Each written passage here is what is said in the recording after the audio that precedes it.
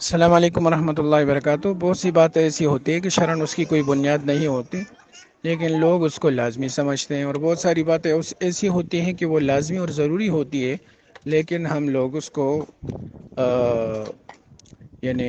Ignore کر دیتے ہیں اور نظر انداز کر دیتے ہیں، حالانکہ وہ بڑی اہم ہوتی ہے۔ اب پردے کا جو مسئلہ ہے کتنا اہم ہے، نماز کی طرح فرض ہے، لیکن اس کو کوئی اہمیت نہیں دیتا۔ لیکن یہ فلاں چیز دھونا چاہیے کہ نہیں، فلاں دن کپڑے دھونے چاہیے کہ نہیں، فلاں دن جھاڑو دینا چاہیے کہ نہیں، ان باتوں کے پیچھے لگے رہتے ہیں۔ تو اللہ تعالیٰ ہمیں معاف فرمائے، اور یہ ساری کم علمی، بے علمی اور جہالت کی وجہ سے ہے کہ ہم B A T bat C A T cat یہ تو سیکھ لیتے ہیں، لیکن اللہ نے کیا فرمایا، اللہ کے رسول نے کیا فرمایا، خواتین کے لیے کیا احکامات ہیں، مردوں کے لیے کیا احکامات ہیں، اس کا ہمیں کک پتہ نہیں ہوتا، اور اس کی ہمیں کوئی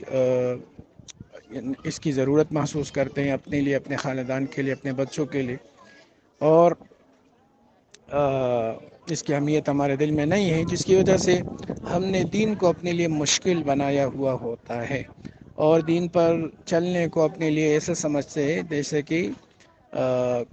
خاردار راستے پہ چلنا۔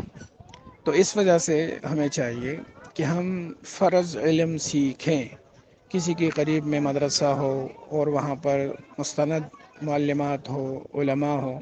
وہاں جا کر تعلیم حاصل کرنی۔ کم از کم 1 سال کا کورس تو ہر خاتون کو کرنا چاہیے، اس سے پہلے اس کی شادی نہیں ہونی چاہیے جب تک اس نے 1 سالہ کورس نہ کیا ہو، کہ جس کے ذریعے سے اس کو بڑے بڑے مسائل، پاکی ناپاکی، حلال حرام، جائز ناجائز، وضو، نماز، روزہ، زکوٰۃ یہ حاصل نہ ہو، اس کی شادی نہیں ہونی چاہیے، اور اس کو یہ کورس ضرور کرنا چاہیے۔ تو اس وجہ سے میں سمجھتا ہوں کہ ہمارے اندر علم کی اہمیت ہونی چاہیے، ورنہ نمازیں پڑھتے رہیں گے، روزے رکھتے رہیں گے، روزہ ہمارا ٹوٹا ہوا ہوگا، ہم اس کو صحیح سمجھ رہے ہوں گے، ہم حالت ناپاکی میں ہوں گے اور نمازیں پڑھ رہے ہوں گے، اور ہم پاک ہوں گے لیکن وہم کی وجہ سے اور غلط فہمی کی وجہ سے اپنے آپ کو دھو رہے ہوں گے، تکلیف میں پڑے ہوئے ہوں گے۔ تو اس وجہ سے مسائل کو سمجھنا انتہائی ضروری ہے، دین کو سمجھنا انتہائی ضروری ہے،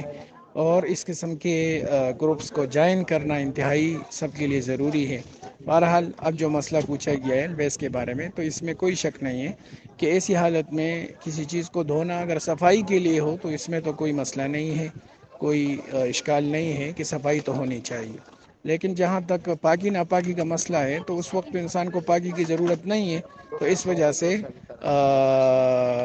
اس کو دھونا یا اس کے دھونے کو لازمی سمجھنا یا ضروری سمجھنا، میں سمجھتا ہوں کہ یہ غلط ہے۔ ٹھیک ہے، تو سب کو اس کا پتہ ہونا چاہیے، لیکن صفائی ستھرائی کے طور پر اس کو دھویا جائے، اس کا خیال رکھا جائے، اس کو بدلا جائے، تو اس میں تو کوئی اشکال نہیں ہے اور کوئی شک نہیں ہے۔ السلام۔